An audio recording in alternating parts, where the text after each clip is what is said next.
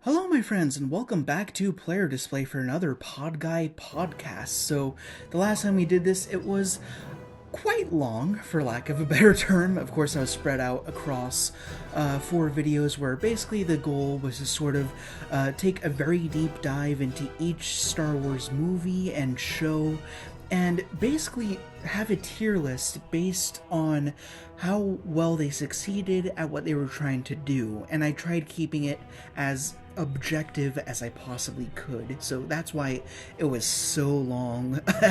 Why it was 4 videos, and that was a lot of fun to do. I really loved recording that, and also kind of listening to it myself to kind of see if I stood by my thoughts, if I maybe there were a few things I wanted to change up, and it was kind of interesting just to sort of think about how I ranked them objectively versus how I'd rank them personally, and that's what leads us to this video here. So, as you could probably tell by before you actually clicked on the thing, instead of ranking them objectively, I will this time be ranking them based on favorites. So this will be a lot shorter.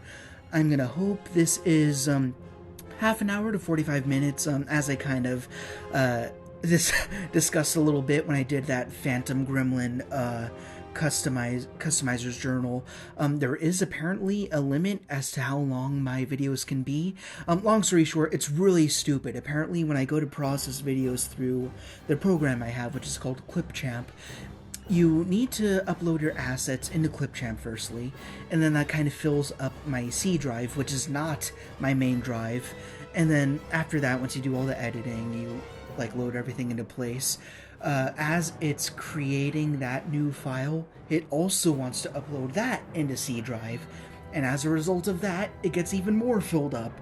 And then if it can't accommodate for that final video that you want to upload, then it'll just outright crash and won't allow you to upload it, basically. So basically the way I kind of the reason why the previous podcast went through is because I used still shots. There was no footage. It was just audio and then screenshots whenever I started moving everybody that you have down here up to the tier list. But this time I'm going to keep it shorter. Again, we kind of already talked about all these things, why I like them, why I dislike them, and why more importantly thought they objectively functioned or did not function. But this time it's going to be much shorter. It's just going to be a single video. I'm going to try keeping it under 30 minutes, maybe 45 at the most, and I'm just going to be talking about whether or not I enjoyed these movies and what sort of impact they had on me.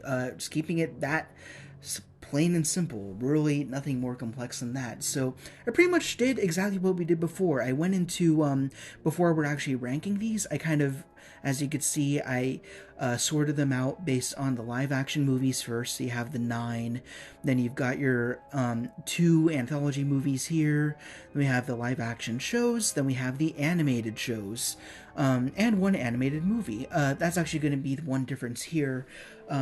There were some things that were not on the previous tier list that we worked with, which are now showing up here, and those are the Clone Wars movie before it became the show. Then we also have Star Wars Visions, and I believe those are the only 2 new ones, but yeah, we'll discuss those when we get there, and then I guess we can do a quick side note as to where I rank them objectively, but we won't spend too much time on that. But sorry, just a moment, let me take a little bit of water. It's a little necessary for my well-being. And again, these podcasts are meant to be very raw, minimal edits. Just play them whenever you feel like, you're working on a project or doing your job, you're going to bed, whatever. It's just meant to, kind of chill out, relax, grab a good little treat, cuddle up with a nice blanket, whatever it is you like to do, and just have some random guy from across the other side of the planet kind of ramble on about this galaxy far, far away a long time ago. I know it's backwards, but anyways. So let's go ahead and just start with New Hope. As I kind of said before, I wouldn't say this is the best Star Wars movie of all time, but for me, it's my favorite, cut and dry. I really love how creative it is, how raw the thing is, and also just the story of how this movie came to be. This movie shouldn't exist it's astounding that this movie was cobbled together with a very small crew and its little resources. I actually think George Lucas, he brought the concept of Star Wars to Disney all the way back then, but they turned it down because they didn't see it succeeding, or perhaps it was too violent or something like that. Or was that Back to the Future? It could be both, I'm not sure, but he brought it to a whole bunch of companies. So many of them turned him down, but then of course you got 20th Century Fox, and then they're like, okay, go for it, let's see what you can do. And you know what? It's all in the numbers, it's all in the legacy that this movie punched out in the aftermath, which no one expected. But oh boy, all around, it's just such a great watch. Just even if you don't care to watch anything else Star Wars related, at least watch New Hope, or rather just Star Wars as it was called when it was first released. So for me personally, I drop it at S tier. I love this movie. I apologize if there's a little lag in the footage. I'm hoping I can get some better recording software, so I'm going to work on that. But again, it's a podcast. Just listen to it, glance back at the footage whenever you want to see where the tier list is going. But for now, New Hope, it's my favorite Star Wars property, period. It's something I could watch it like numerous times in a single day and not complain. I just love and adore this story, and I don't think I need to discuss any more about that. I mean, I've talked about that in the previous podcasts. You know what Star Wars A New Hope is, and you know why it is so good, and I hope you love it as much as I do. And yeah, that's pretty much my thoughts on New Hope. Moving on to Empire. Now, again, this is kind of the piece de resistance within Star Wars. This is what many highlight to be as the best Star Wars film, or rather just Star Wars thing to exist, and that's well warranted. As I highlighted, it has all the makings of the classic epitomal hero's journey, and I think the really big surprise we get in this movie is you see the hero fall, literally and figuratively, right? He has that world-shattering revelation that the worst man in the galaxy is his dad, and that absolutely blows a crater in his mind. Then Luke Skywalker then the literal fall, then he falls down the shaft voluntarily because he'd rather be mentally destroyed than join someone who he knows is just an outright bad guy. So, I mean, that's just one aspect of so many, which makes this film so good. Now, do I put it as high as New Hope in terms of it being my favorite? I'd say no, because personally I adore world building. I love new planets, new aliens, new droids, new characters, and that's not a knock against Empire. Empire did everything that it had to do just right, I think. As I discussed, New Hope, it was meant to introduce us to the world, which I value more. I love creativity, introducing us to new elements, new aspects. Empire, it was not as creative, and that, again, it's not a knock. It was kind of, here we are in this galaxy again, and we're going to introduce you to some new elements, but at the same time, it's going to be more of a character study. It's going to be very valuable. And just learning about this hero and his past, and his sudden connection to the villain that we were definitely not privy to going in.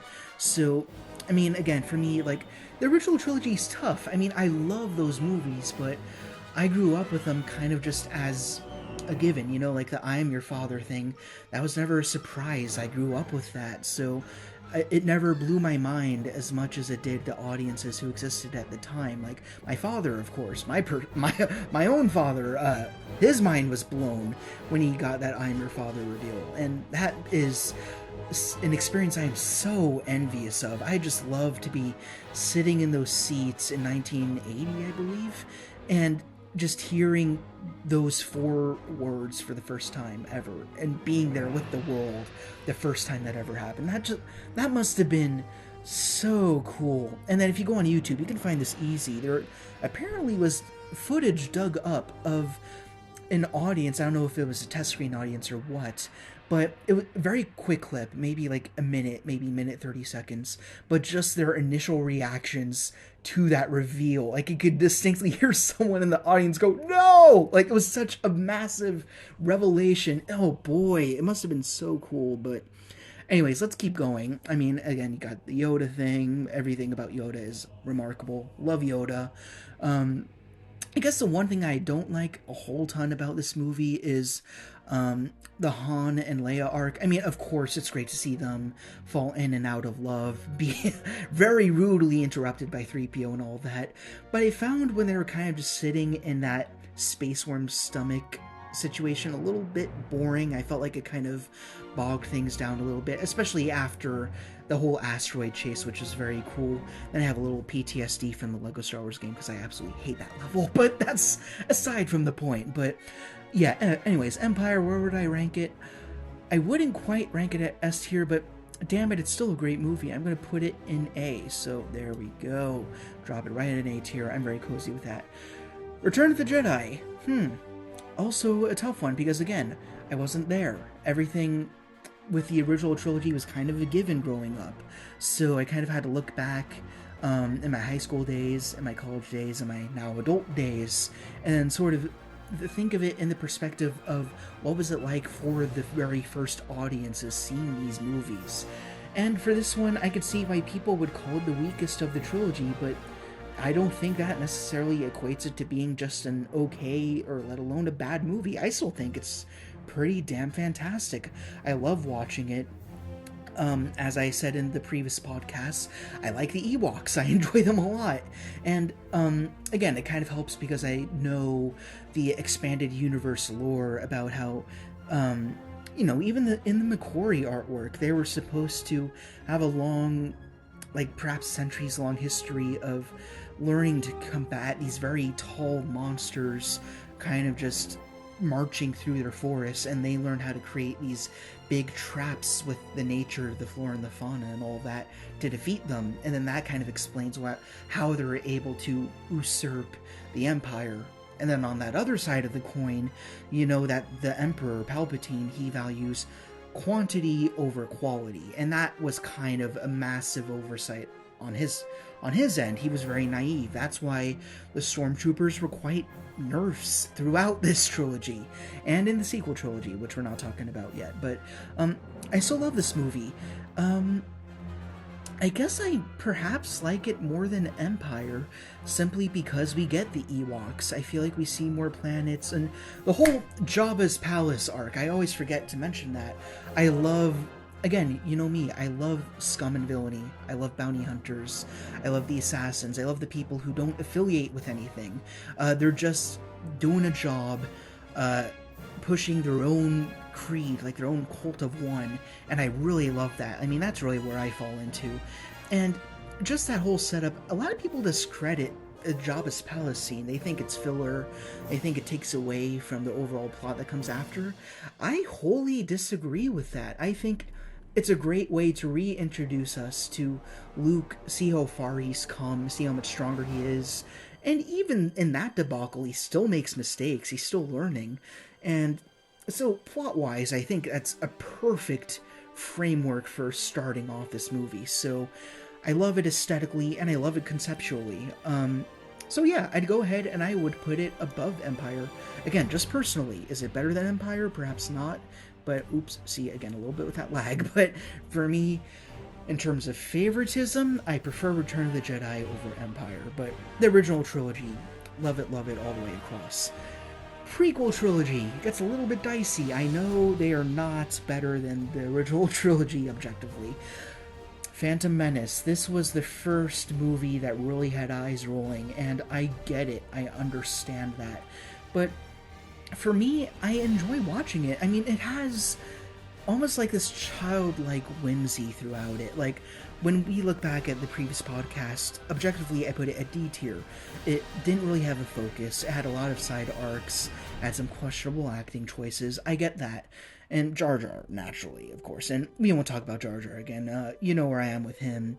I I feel like if he were written differently, he could have been a lot more interesting. But anyways, I just love the score. I love what John Williams did. The pod racing was pretty cool. It was a nice visual. Yeah, and it gives me a little bit of nostalgia. I'll admit, I got a soft spot for Phantom Menace, even though it's not a great movie by any capacity. It kind of takes me back to that old dusty couch I had in the basement. Again, I said that memory of my dad giving me that heralded gold box set of those original 6 movies, you know? And then I started watching this movie for the first time, and as a kid, you're not objective. You just like the colors, you like the explosions, you like the action and all that. So, in terms of the legacy that this movie laid out for me, I like watching it. I mean, there's a few clunky moments here and there. I don't think I'd put it as high as the original trilogy. No way, no how. I definitely would not do that. I'd give it a B tier. I think I'm pretty cozy with that. By the way, we can change these movies at any time if I'm realizing that, hey, maybe this I enjoy a little bit more, you know, so. Anyways, I need some water. Stupid thing about me, when I'm not recording these videos, I'm dead silent throughout the rest of the day, pretty much. So if I talk for a prolonged period of time, my body feels shaky, so I need to be sure I'm hydrated.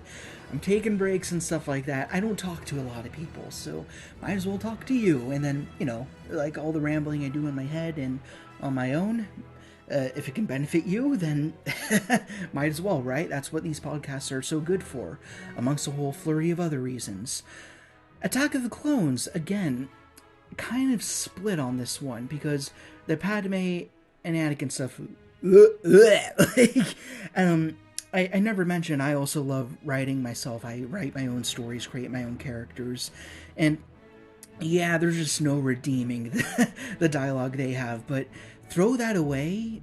I really like the ideas that are in this movie. Again, I really love the arc between Obi-Wan chasing Jango Fett, figuring out the origins of the clone army, and I wish they were a little bit more concise about that. Like, they name drop Sifo Dyas, and then he's never mentioned again.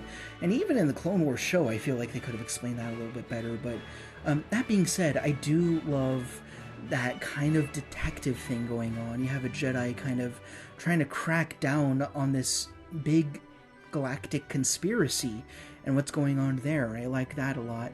And of course, the Geonosis fight, it's just really cool. I mean, it's really neat to see that entire army just deployed, just descend on the CIS, and that was a really cool sequence. Seeing Yoda fight for the first time, again, I kind of want to see the first impressions people had when they were in the theaters seeing these movies. Like, Yoda, the wise old guy, suddenly doing all the backflips. I really would like to know what they think about that. Personally, I'm kind of indifferent. It's either here or there. It's cool, but again, it's kind of CGI central. That's another knock I have against the prequels, but yeah, there's elements I enjoy about it. So I don't think it quite has the same charm as Phantom Menace for me, although I do think it is a better story than Phantom Menace personally. So I'll put it below Phantom Menace, but I will keep it in the B tier. Again, ignore all the romance stuff. Again, conceptually, I think Anakin and Padme together is an interesting thing. I just feel like the execution was really floppy. So, yeah. Revenge of the Sith, this can be a quick one. Let's drop them right into A tier. Low A tier for the moment, simply because there's nothing else up in A tier yet. And again, I prefer OT. That's what I prefer, original trilogy. Best of the prequels. I mean, do we even need to discuss that any further? I don't think we do, so let's keep it going. Force Awakens. This is another tricky one. I walked out of that theater feeling a little bit not too sure if I loved it or not. There were some elements I thought were really good. I thought the humor way overdone. It just screamed like Gen Z humor, and it kind of beat you over the head a little bit, but it did have some great moments. Like, I loved Kylo Ren. I loved Finn's setup. I loved Rey's setup, too. Another thing I forgot to mention is you have that whole controversy about Rey being the Mary Sue archetype. She's a overpowered female lead. And for me, gender doesn't matter here at all. It's simply a character who's kind of just on a Dust Bowl planet, again, kind of hearkening to Luke and all that. And she's really powerful. And like, what the hell? Like, just this kid from a desert planet. And I guess you kind of just want to know why. I mean, it's not a narrative fault to have a character be suddenly so strong. Then that leads to the question of who are they? Where do they come from? Who do they come from? They're not even too sure themselves. So for me, that's kind of just opening more questions to progress the plot. So I don't think I ever had much of an issue with that. Of course, when we get into the next movies, then it kind of discredits that. But this movie on its own, when it came out, it was my very first theatrical Star Wars experience, which is so weird for me to say. But yeah, it was the first time I saw a Star Wars movie in theaters. No, that's a lie. They re-released Phantom Menace in theaters in 3D, and then they didn't do any other movies after that, which was weird. But in terms of original debuts, this was the first time I saw a Star Wars movie in theaters. And again, there's some finicky things in there, but I've kind of learned to forgive it. It still has some nice nostalgia. It's still a little bit fun. I enjoy it for what it is. So, do I enjoy it more than the prequels? I'd say I enjoy the fun factor more than I do in Attack of the Clones, but I do think I enjoy the uppity tone of Phantom Menace a little bit more. And, I don't know, it's kind of tough.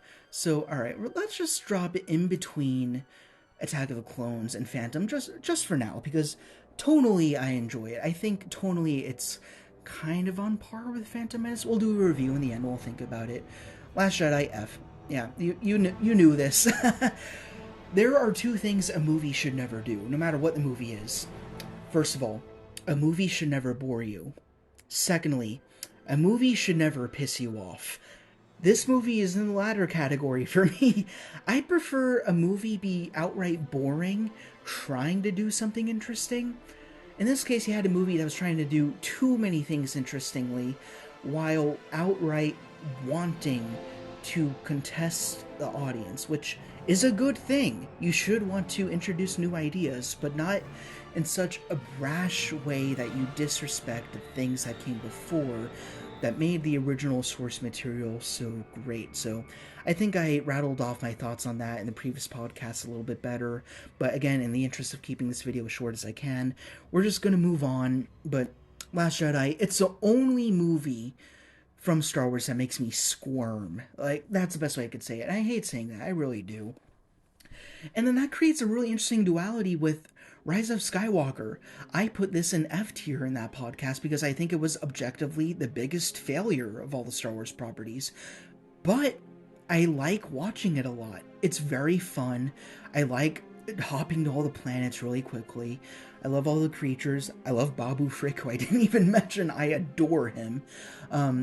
The story's kind of messy, but I do love that this was kind of the first time in a Star Wars movie where we saw the full power of the Sith, how scary they can be. Like, when we saw Rey enter Exegol, we saw that, I guess I could best describe it as a Sith cultist choir.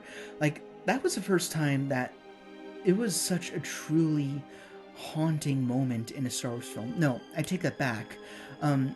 That was more the Darth Vader scene in Rogue One, which we're just about to talk about. But again, I enjoy this more for the tone, the creativity, than the story. The story is a total crapshoot. That's why I'd put it in F in terms of objectivity. In terms of how much I enjoyed it, I'd say I enjoyed it more than Phantom Menace, so I'll go ahead and put it in B tier. But I definitely don't like the story as much as I did. Come on, get in there. I don't like the story as much as I did Revenge of the Sith, so that works out fine by me. Rogue One. Here we are with another brave S tier. I'll keep it brief on this one. I loved all the characters. I loved the pacing. I loved how it went back to roots. God damn it. Again, a point I asserted. I loved that this movie did not need to exist. No one asked for it to exist. but it justified its own necessity in being what it was. Um, if you really wanted to boil it down, it was basically to fill in a literal and figurative plot hole. Like, how was it so easy to destroy the Death Star? But in doing so, it taught us about these rebel spies who we never really paid much mind to, who were mentioned very briefly in New Hope when Vader apprehended Leia. And this told us that these characters had depth. They were fascinating. You could learn about them. And just the dialogue, I love that this movie was so dialogue heavy. I thought it was very refreshing. And then you had other movies like Attack of the Clones, which were a lot more dialogue heavy, but the dialogue was very clunky. Here, the dialogue was well warranted because it was tight. It made sense. Every moment mattered. It was interesting to get in everyone's heads. I mean, some more so than others, sure. But I mean, the main focuses were Jyn and Krennic. And both of them, I just loved seeing their arcs, and kind of Krennic's anti-arc, almost. Like, he's destroyed by the thing he loves. He realizes that he's never getting on top, and it just, that comeuppance for him was so good. But Rogue One, I loved it so much. This is the first Star Wars movie I saw in theaters that I absolutely adored, head over heels. Loved it. The Vader scene, of course. We don't even need to discuss that. We know why that was so cool. For me, that wasn't pandering. For me, it felt like it was like a, hey, thanks for watching. Here's a little gift for you, you know? So that's okay. That's well-warranted nostalgia for me. I'm good with that. The Vader scene was great. I loved the entire movie. Not a dull moment for me, personally. I get why people dislike it. Not quite their pace, that's fine. For me, loved it. I love Rogue One. Really do. I can rewatch it on any old day. I mean, that's what warrants an S tier for me, personally. God damn it. Ice water at 2:13 p.m. a.m. You gotta love that shit. But anyways, Solo, the black sheep of the Star Wars pantheon. I enjoyed this movie. I think it's a very fun spaghetti western. I love that it's an origin story for Solo. I feel like, yeah, I don't love the way that he got his last name. That felt very forced to me. I prefer that it just simply be his last name, and it's just kind of an ironic thing, you know? He's called Han Solo, and he works on his own, yet at the same time, he needs Chewbacca. Eventually, he needs Luke and Leia, you know? So there's that poetic irony in there. So I prefer that just actually be his name, rather than that just being given to him on a whim, and then having poetic credence later on. So, anyways, that's aside from the point. I thought the characters were really cool. I loved how it subverted expectations in that you had that initial team, they get wiped out, then you got a new team. I kind of talked about that before. The only thing that I really hated about this movie was L3, and we discussed that. The Disney political machine, my god, it just totally breaks the mood. It really raptures the tone. Again, there's ways to weave in social commentary into not just Star Wars, but just in a story without shattering the story. And I felt like every time L3 talked, it really did hurt the movie. So, but it didn't hurt as much as Jar Jar for some reason for me personally. I mean, it hurt more than Jar Jar. Sorry, I'm tired and I'm dehydrated. But where do I put this? I don't think I enjoyed it quite as much as Rise of Skywalker, just because it was so bubbly and fun. I'd put it above Phantom Menace, though. I'd be pretty comfortable with that, so we'll go ahead and drop them right there in B tier. Mandalorian. This is one of the reasons why I wanted to make this podcast now. A few days ago was the debut of Season 3, and boy, that episode was killer. Very good progression, just continuing the story, and I thought it handled a lot of loose ends very well in the short time that it did, like wrapping up Cara Dune. She's become like part of Special Forces. You'll never see her again. That's fine. That works for me. She kind of already had her arc. Not a big deal. I wish they kind of tied up how Yoda, Baby Yoda, sorry, is back with Mandalorian for those viewers who had not bothered to see Book of Boba Fett. Stay tuned for that. But overall, I enjoyed the show. I mean, I feel like it can get fluffy. There are definitely filler episodes, but I love Mandalorian. I love Grogu. I love their relationship so much. I love the Mandalorian struggle with his faith, especially being someone who studies philosophy and has studied so many religions over the past 4 years. Like, I just find Mandalorian to be one of the most relatable characters in Star Wars for me personally, as someone who has struggled with faith, who has struggled with ethics and ideals, picking your battles, and yeah, just those really tight moments that you face in life where do you value your faith or do you value your family?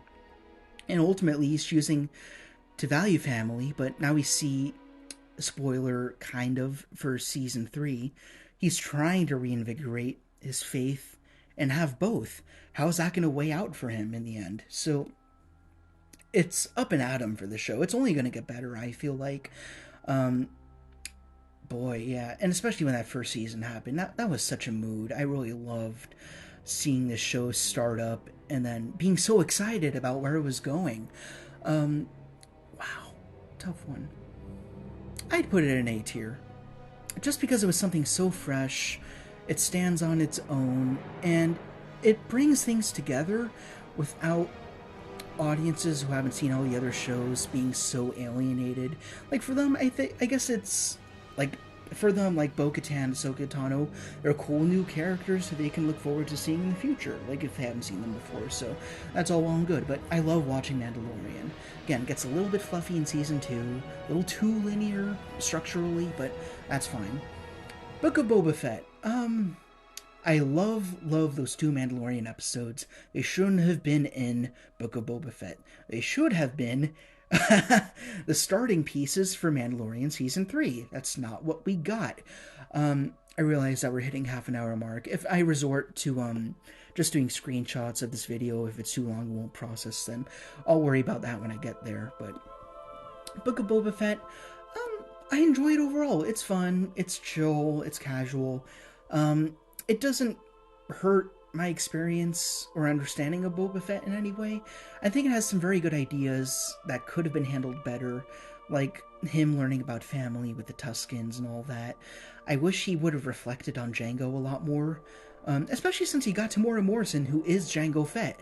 Like, I feel like maybe they could have done some digital de-aging, then you could have him kind of have one-on-one with young Boba Fett. That would have been really cool to see.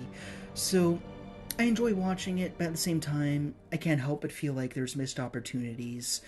Then you have the shoehorn Mandalorian episodes, which dwarf the quality of the Boba Fett episodes. So it's a weird thing for me, but I like it. I still like watching it, just like off to the side, you know? So I'll give it C tier in terms of my enjoyment. I'm pretty cozy with that. Kenobi, very brief, but I liked it. It was a good show, kind of on par with Book of Boba Fett, I think. Better than Boba Fett, certainly. There are definitely flaws with Kenobi. Like, there are definitely plot holes that other people have brought up that I haven't really let intrude on my experience. Like, one that I did hear about is when Leia was kind of hiding under Kenobi's jacket to kind of hide from the Imperials. I just thought it was a cute moment. And then the Imperials are bustling. You know stormtroopers are stupid. They're not going to catch that. I don't know. But anyways, aside from, like, plot holes and, yeah, I guess another thing that was brought up is how the Grand Inquisitor and Vader kind of leave Reva to die. That was stupid. I can't ignore that. That felt really weird to me.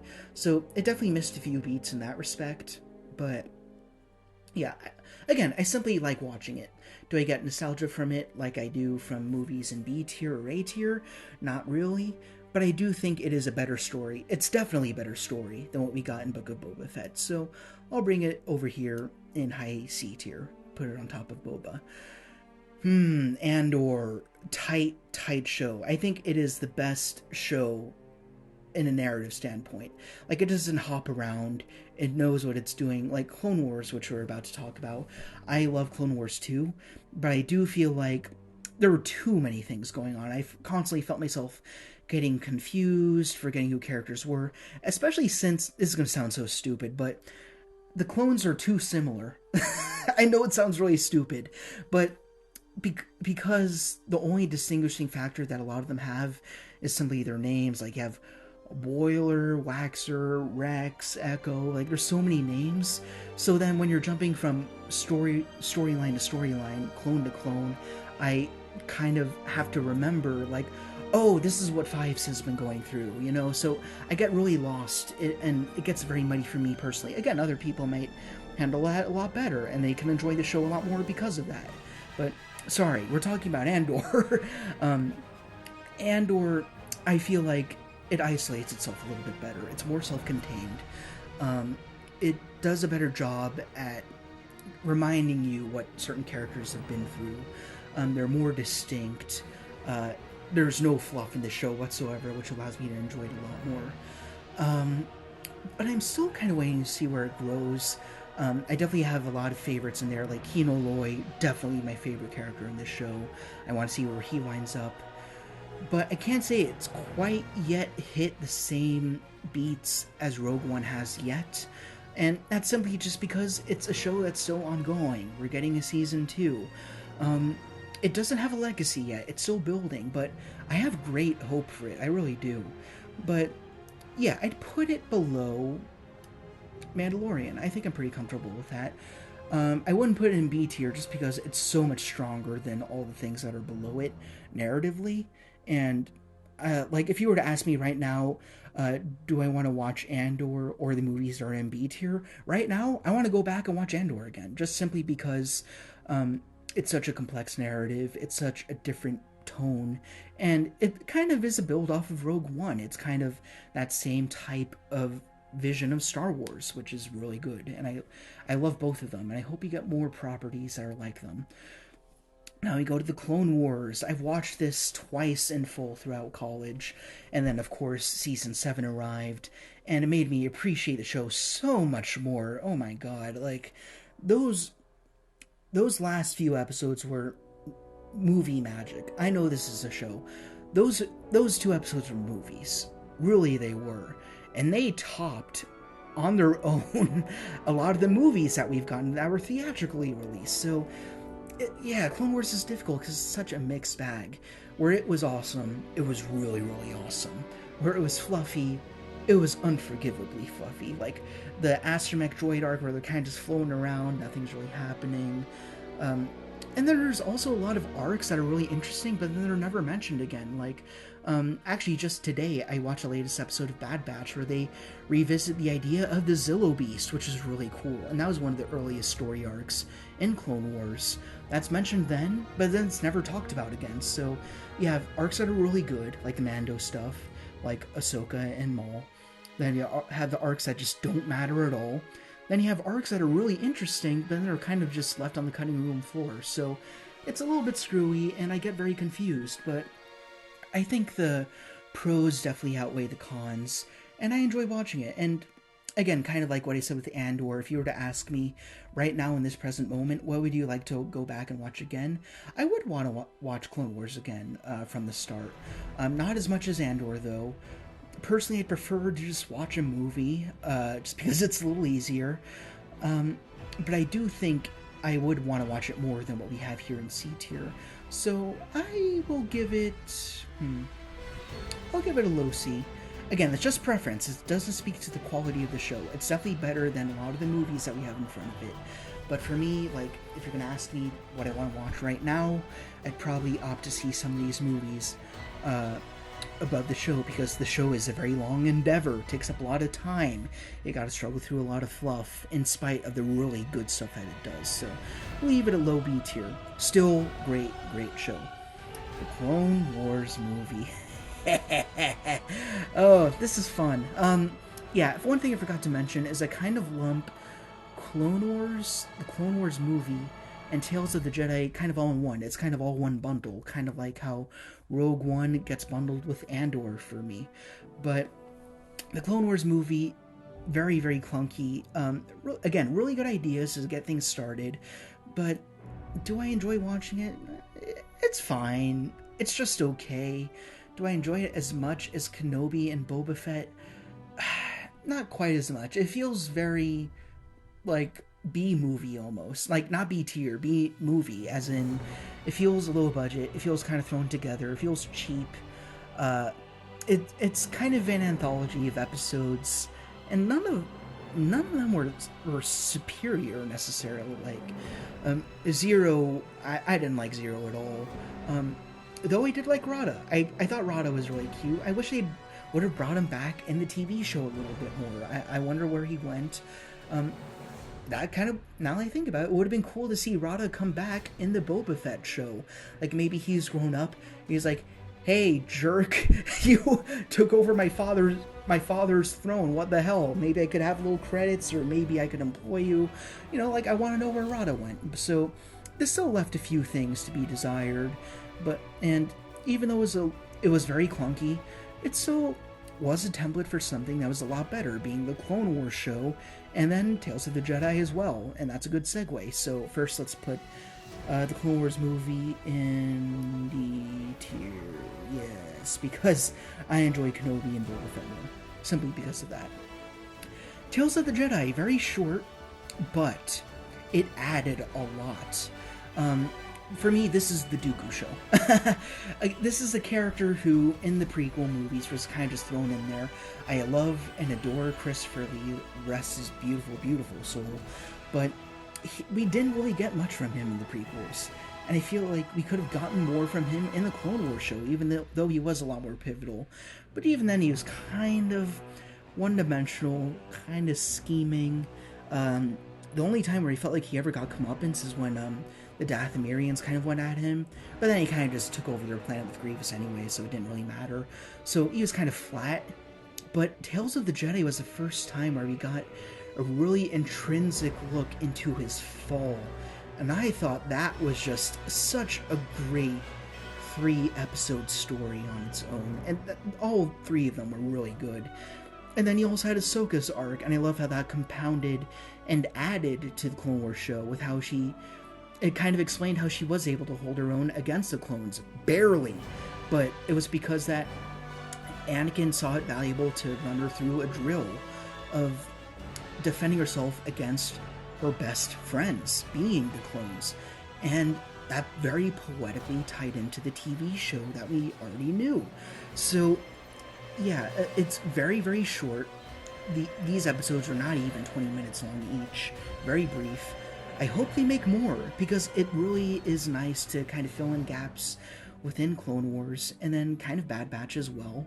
So, yeah, and teach us more about legacy characters who have kind of just been kind of hovering around. We don't know a whole lot about them, like being Dooku. Yaddle, too. I've always wanted to learn more about Yaddle, and we finally got where she went. You know, she's one of the 3 Yoda species, right? We also got Grogu, too. And now we see this really tragic end for her that comes in the form of Dooku's arc. And I thought that was excellent. That was one of the best moments I've seen recently in Star Wars. So, I'd put it higher than Clone Wars movie. I'd put it... It's tricky because it's so short. You know what? I'd put it within the Clone Wars show. For me, there are just more episodes for Clone Wars, right? I don't think they're separate. I think they're one entity that's the same. I put the Clone Wars show higher simply because there was more in it. It's quantity over quality, unfortunately. And I just enjoy more stuff that's in Clone Wars simply because there is more stuff. It's really that cut and dry. Bad Batch. Very up and down about this. There are things I really love about it. There are things that I feel like are very meandering. That could be a lot better. The episode I just saw today, what was it about? Yeah, right, the Zillo Beast. I thought it was cool that it was kind of tying back to the Clone Wars show. A very good thing. Though a very bad thing that I really hated is in Season 1 of Bad Batch, you had, for those of you who don't know, one of the best Star Wars things to ever happen was Republic Commando, which was a video game that was released I think in my grade school days, but I didn't actually play it until I believe I was in middle school, which would have been like early 2010s. Then I replayed it in college, then I replayed it this year, and I appreciate it so much more because of that. And that allowed me to fall a lot more in love with the clones and understand them a lot better at the very least. And my favorite was Scorch. Totally out of left field, kind of a firebrand. I mean, he was the demolitions trooper within Republic Commando. So they had him cameo, but not say anything, in Season 1 of Bad Batch. He returned in this new episode within Season 2 of Bad Batch. They kept showing him, and I'm like, come on, man. Say something. Have that really spunky voice of yours, that character. I love D. Bradley Baker. I don't want him to voice Scorch. I really don't. So that really killed me. So, again, it's Bad Batch for me. Every time there's a good thing, there's a thing that just I find disappointing or kind of offensive to previous lore. Kind of like Last Jedi, but not as bad. It doesn't hurt that much. So, But do I enjoy it more than Kenobi? I definitely enjoy it more than the Clone Wars movie, for sure. And I really hate Sid, too. That Trandoshan. As much as I love the Trandoshan species, I find Sid so goddamn annoying. I hate hearing her voice. I hate seeing her. I just want her to be gone. And apparently the Bad Batch does, too. They're in talks of cutting her loose, so that could be a nice progression. So, for me, I just get a little bit irritated. I'm still not too sure what this show wants to be. It kind of bumbles back and forth between its different arcs. And where the hell is Crosshair? And again, he's my favorite show in the animated catalog, so... Just on the sheer fact that it bothers me a bit, I'm gonna put it low C. I won't put it in D, because I still value it more than I value the Clone Wars movie, but, like, it's right on the fence there. It's got to be a little careful right now. Then we got Star Wars Rebels. I watched it only once, in full, in college. And my college days were from 2017 to 2021. Right? Am I correct about that? My brain is so fuzzy. Yeah, 2017 to 2021. So I watched it around that time, when the show had already happened. I felt like it was more fluff than anything, but again, it was a Disney show, so it was more pandering towards the youngins, so that's okay, that's fine. But it did have some pretty cool moments. I would like to watch it again, but not as much as I would like to re-watch things I already know, and re-watch things I don't remember as well, but I do remember liking a lot, like Andor and the Clone Wars show. But I do think I would like to see it again, so I'd put it at high C tier, because I don't remember it too well. And there were still some very good elements in it, but I don't think that it was as valuable as the Clone Wars show or the movies that were above it. Well, I'd say it's more valuable than Rise of Skywalker, but I enjoy Rise of Skywalker more tonally. But a last note that I will say about Star Wars Rebels is I really love how it is so influenced very heavily by Ralph McQuarrie's artwork. I think that is all absolutely fantastic. I love how you have the Darth Vader helmet come back in. You have the original Boba Fett design influence the Stormtrooper Commandos. I think that's so cool. You have the new droids and all that. I mean, Chopper is basically Concept R2. I love that. I think the designs are very cool. I love the art style of this show. Alright, moving on. Resistance. If you've seen the podcast I had before, I have a very awkward experience with this show. I kind of have a soft spot for it in that I was watching it while I had a very terrible flu. But that only meant I had to rewatch it when I was in better health so I could actually get a better gauge of it.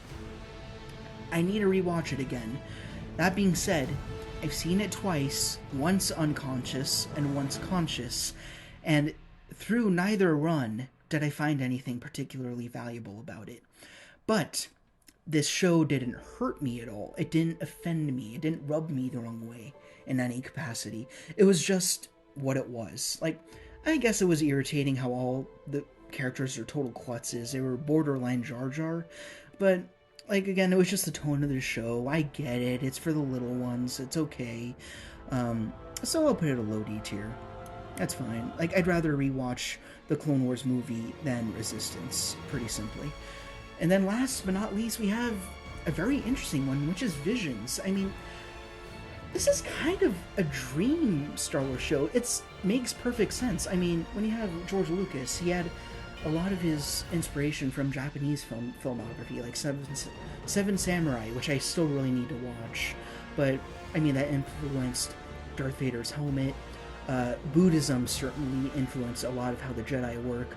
I could go on a whole podcast on how Buddhism connects with the Jedi. I studied Buddhism for several semesters, so I could talk a whole lot about that. But yeah, anyways, just integrating Eastern aesthetic and culture into Star Wars is totally genius, and I love that each of these episodes utilizes a different art style within like anime or manga, and then it creates its own isolated one-off non-canon story. So it's kind of like a little buffet. You can kind of pick and choose the ones that you like. And for me personally, I really loved the very first one with the Ronin, I believe he was called, and I thought that art style was so cool. And then the one after that, I guess, it was too bubbly for me. Again, you kind of pick and choose the ones that you like. I just really appreciate Visions. I love that it's integrating that whole art style and then jumping between directors and all that.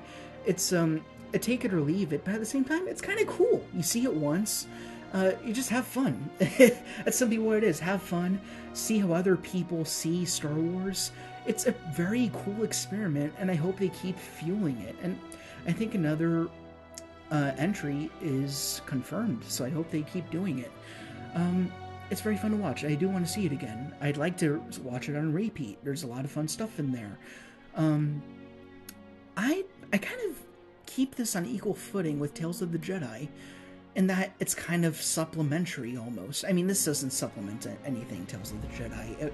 It's more its own isolated episodic things, but it's still kind of fun. I really appreciate it. It really brings out a glimmer in my eye. I really enjoy it. So anyways, let me get my water. You know me. I actually want to eat. If I talk too much, I get really hungry too, which cannot be healthy. So hold on a minute. Oh, I friggin' love my ice. Anyway, let's review from bottom to top. So start with F tier. Last Jedi just makes me mad. I watch it. Don't get me wrong, there's some elements in here that I really do love. But then, every time there's something that I really love, there are two things I really despise. And I feel the movie yelling at me, and I don't like that. Like, it's not comfortable. I can't enjoy myself if this movie is trying to push so many things on me at once, while at the same time kind of trolling me at the same time by going on the Rose side quests and all that. Then you have Amilyn Holdo, who they expect you to care about, and she only shows up to martyr herself for whatever reason, and we just don't care about that character. But anyways, I've talked about this movie enough. Let's keep going. D tier. Resistance.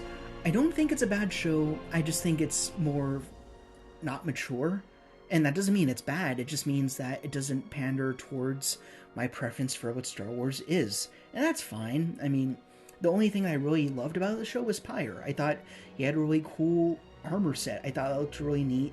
And it kind of shed some light into the First Order. Like, you have the top dogs. I mean, that's the only way that I think that the First Order improved over the Galactic Empire. You had, not officers, but stormtroopers who were visually decorated to show their importance and their merit. So I liked how you had a gold stormtrooper with a chrome stormtrooper, of course being Phasma. And then I hope that he shows up in a show or in a movie at some point. But you also have Cardinal, who I really like. And he's only in the novels, unfortunately, but that's aside from the point. And he's like in a nice crimson red. I actually made a custom model kit of him. If you guys would like to see a video on that, you could totally do that. Is he with me? I don't think he's with me, but I could grab him for you guys if you want. But yeah, the show's fine. It's whatever. Although I do prefer the Clone Wars movie, because still it's interesting to see how one of the greatest cartoon shows of all time started. It still has some cool elements, albeit with a little bit of fluff, but it's fine. I'll watch it. It's cool, whatever. Bad Batch. Again, I feel like it's testing my patience a little bit, but the stuff that I like about it, I really like. I just feel like they're not flexing it out enough. I feel like it's playing it a little bit safe, it's meandering. I wish it would do a little more. Boba Fett, kind of the same deal. Really good stuff, but at the same time, add some stuff that played it a little bit too safe. Open and shut, which is fine. And also it kind of hurts Mandalorian in that it kind of stole those 2 episodes and the reunion between Grogu and Mandalorian. So that kind of hurt. And then also missed opportunities with revisiting Jango a little bit.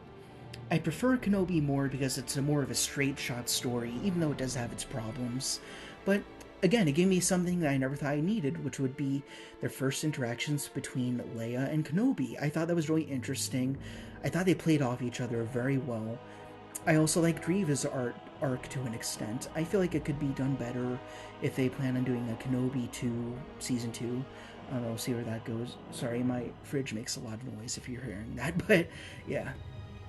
But I would prefer to rewatch Rebels simply because I don't remember it as well, and it did introduce us to a lot of new concepts. I thought this gave us a lot more new than Kenobi did, so I value it a little bit more. Going up to Visions and B, again, it's just really cool. I like this idea. It's non-intrusive. It doesn't affect canon or Legends whatsoever. It's just its own thing. It's just really cool to see these artists' depictions of what Star Wars can look like, and it harkens back to George Lucas's roots of using Eastern culture to influence his universe. So I just think it's really cool, and I want to see more interpretations. Tales of the Jedi. Again, I kind of put this with the Clone Wars show because they're just basically more Clone Wars episodes, effectively. It's only below the Clone Wars show because the Clone Wars show is bigger, simply because of that. And you got the Maul arc, you got the Ahsoka arc, and a lot of good stuff, and a lot of whatever stuff, pretty much.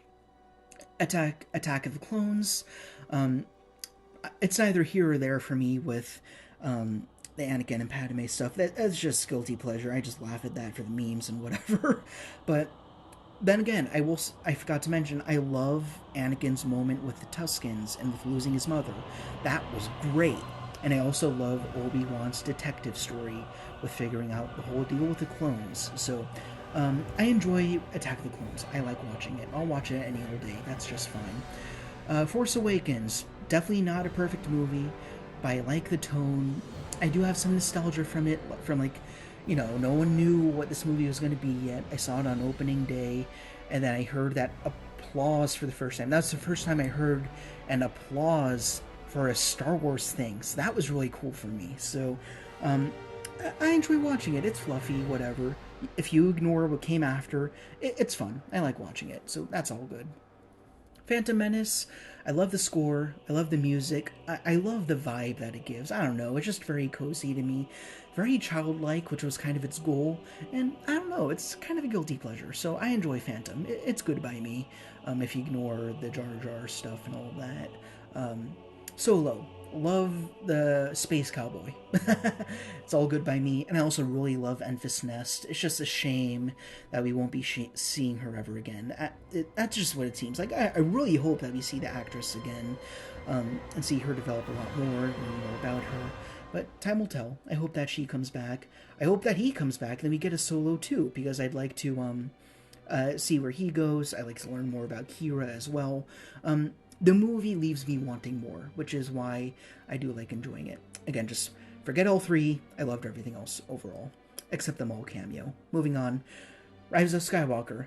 Fun, bubbly, F-it adventure, pretty much. The movie knows that there's nothing to salvage, so it just gives us all the fun that it can. And it's a fun movie. I enjoy watching it. I like the bombastic, over-the-top idea of the Emperor coming back in the way that he did. He did come back in Legends, but this time around, it was totally fan service. It's just, whatever, okay. Big space adventure, a million Star Destroyers in the sky. But again, but I will say this movie does tick me off in that you have the Final Order and the First Order. Hooray! The Resistance and all the galaxy defeats the Final Order. Where did the First Order go, though? Those troopers still exist, So it's littered with plot holes and stuff, but it still has some fun character moments, and it's nice to see the team all together for once. So I like watching it. It's fun. And then we go to the A and S tiers. These are the things I could just watch on repeat. Any old day, you grab me from the couch, I'm like, yeah, let's do it. Andor, I love where this is going. It's so good. I could see this moving exponentially, rapidly up this list because there's so many characters and arcs I want to see develop and flourish. It's very, very good. Kino Loy. Love Kino Loy. Mandalorian, pretty much same thing. Again, kind of fluffy, but it redeems itself in that I have a lot of nostalgia for it. I remember before COVID hit, I was watching Mandalorian in the hotel at Florida while we were at Galaxy's Edge, so the stars kind of aligned for me at this one. So it's just a very good point of reflection for me, looking back, just recalling. It was just a nice time, and it just thinking about Mandalorian and forgetting about the fluff, it just makes me happy. And I love rewatching the first season. There are really good moments within season 2, and season 3 is looking to be pretty damn good. And again, it kind of ties into my philosophical roots, which is not what this channel is about, so I won't batter you over the head with that. Revenge of the Sith, also very good movie. Time to do a swap. I'm going to put Mandalorian over Revenge of the Sith. Revenge of the Sith is still a great movie. I still love watching it and all that. But I do not have as much nostalgia for Revenge as I do for Mando. So that's the swap there. Empire Strikes Back, I'm always going to love OT. There's never going to be any changing that. Except for Rogue One, apparently. But yeah, very good movie. I don't enjoy it as much as Return or New Hope.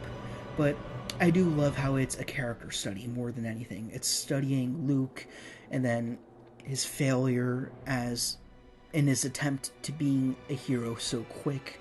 I think that's all fantastic. I love the whole movie. Again, the Han and Leia being stuck in a worm thing, a little boring for me, but overall movie, very, very good. Same with Return of the Jedi. I actually prefer it over Empire because I loved every moment that was in it. I love the Ewoks. I love the Jabba's Palace side quest because it does accomplish a lot. It teaches us about how far Luke has come. And of course, it gets us Han back. Of course you want Han back, so that's a really good thing. And then, of course, you have the moments between him and the Emperor and Vader, which are fantastic. The Battle of Endor is just a lot of fun. And it is kind of sad to see that Ewoks go down, I will say. So, yeah, very fun movie. Very enjoyable. Rogue One in S tier, very profound and interesting. I mean, in terms of smarts, in terms of making us care about characters, this is my favorite Star Wars movie. I mean, that's the best way I could say it there. But I have to give all the marbles to New Hope, the one that started it all. That started it all for me, too. Oh, whoop, sorry. Dropped my phone. You still with me? Okay, cool. Let me be sure I'm still recording here.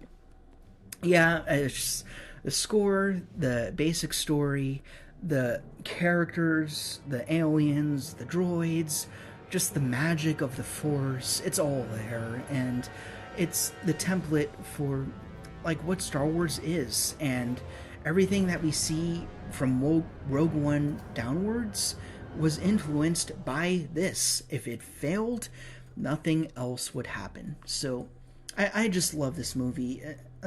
And you could call it a fluff movie. It kind of is. I mean, it's just a basic rescue the princess story, become the hero story.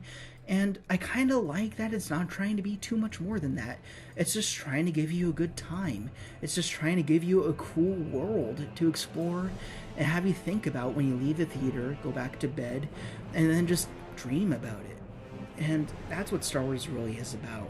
I mean, it can be about the deep stuff. It can be about the political stuff, which I hate. It can be about the mystery, like we got in Attack of the Clones. It could be about the art style and all that, but this is what informed all of that. This one movie, Star Wars. Not New Hope, Star Wars. And I will never stop loving this movie. I adore it so much. So that is my tier list, again, only in terms of favoritism, just raw, how much I enjoyed it.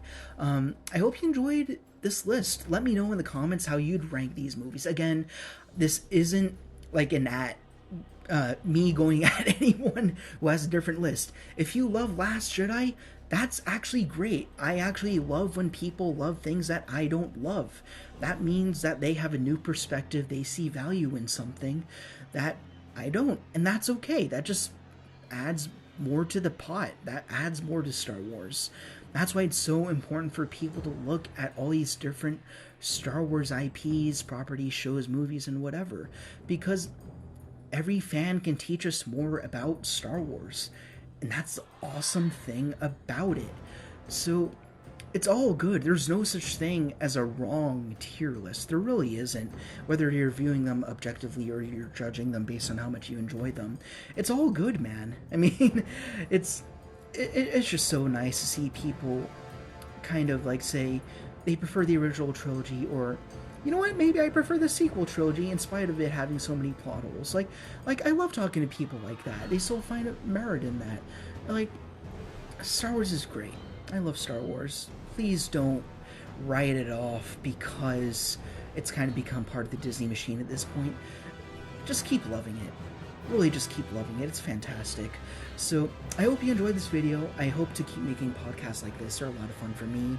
And I'd like to see your reflections, your own stories, and your own experiences with Star Wars. Like, again, I wasn't part of that first generation of Star Wars fans. Hell, I wasn't even part of that second generation with the prequels. I was still kind of a baby at the time, you know? So just tell me what it was like seeing these movies when they first showed up in theaters. Like, for me, like, it was Force Awakens. That was the first debut film that I saw in theaters.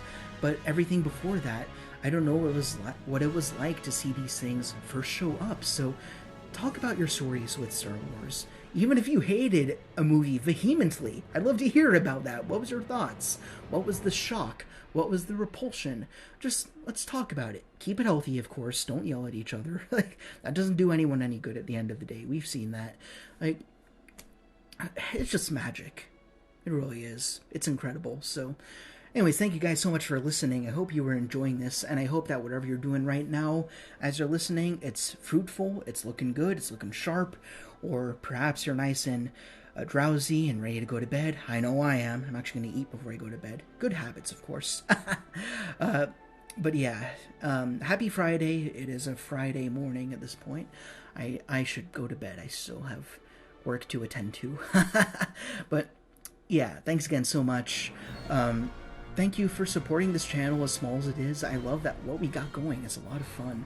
So take it easy, enjoy your weekend, and I will see you all later.